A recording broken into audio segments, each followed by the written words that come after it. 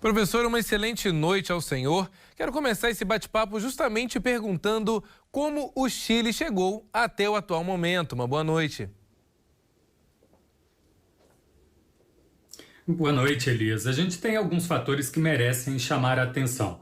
A Constituinte se separou do Congresso, portanto, aqueles que se apresentaram como possíveis redatores da Constituição precisaram optar ou continuar como legisladores ou ficar como constituinte. Então, alguns políticos tradicionais não se envolveram no processo e setores da sociedade não tiveram essa representação tradicional. Um segundo elemento é que a Constituinte foi determinada para ser paritária e nessa prática aí acabou respeitando sim a igualdade entre homens e mulheres, mas em uma proporção de jovens muito maiores do que da população em geral, como um todo. E é esse, em específico, o público que ficou insatisfeito com a redação, que majoritariamente demonstra uma visão dessa sociedade diante as necessidades do mundo contemporâneo e incompatível com o que a Constituição de 1980 estabelece, dentre outras, essa visão de alguma interferência do Estado e alguns serviços públicos de acesso universal. E, professor, o que foi feito aí da classe política que atuava no país antes dessa mobilização popular?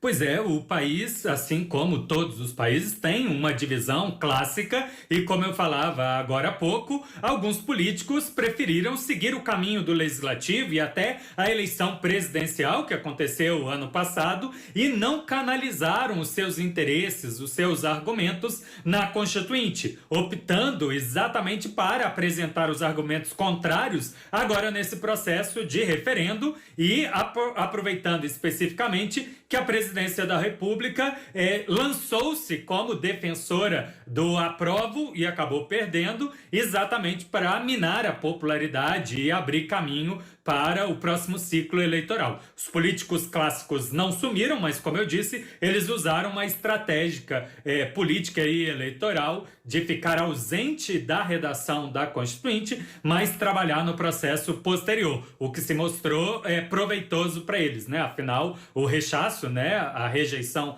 da Constituinte foi esmagadora a maioria. E, professor, o que é que mudou na vida dos chilenos com todas essas mobilizações? Nós estamos acompanhando há algum tempo já, nós tivemos a primeira crise ali, onde todos foram às ruas pedindo essa nova Constituinte, e agora com todas essas mobilizações, o que mudou no dia a dia do país?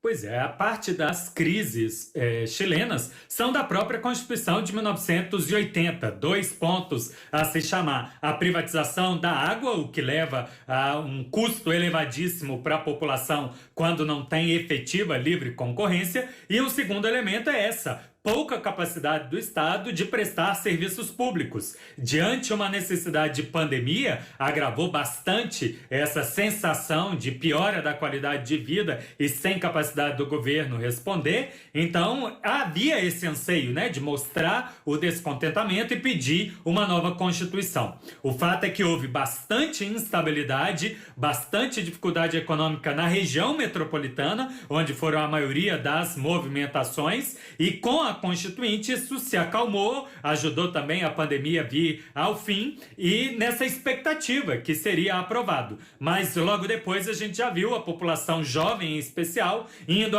às ruas exigindo maior acesso aos serviços de saúde e educação. Os próximos dias vão ser realmente um termômetro do como a sociedade vai responder. O presidente Boric, na terça-feira, mudou parte do seu gabinete para mostrar uma certa satisfação à população, mas não sabemos exatamente quanto efetivamente é de insatisfação a gerar nova mobilização e eventual instabilidade econômica também. Exatamente, professor. Economia é o assunto agora. A gente percebe que, além de toda essa mobilização popular, os efeitos econômicos também são inevitáveis. Quais foram os efeitos que vieram também com essa instabilidade no país?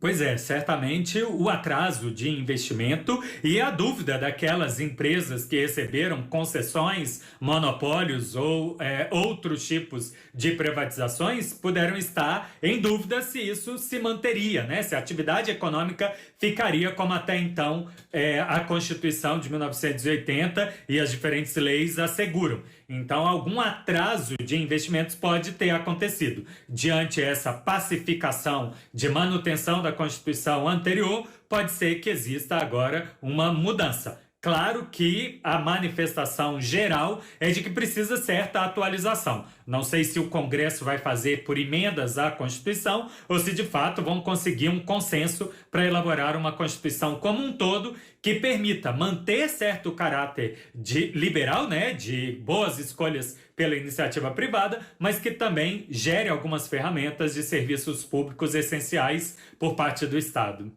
E, professor, para a gente concluir, o que é que podemos esperar aí do futuro do Chile com tamanhas mobilizações e, claro, uma questão extremamente importante para todo o país, que é ali a criação da sua Constituição?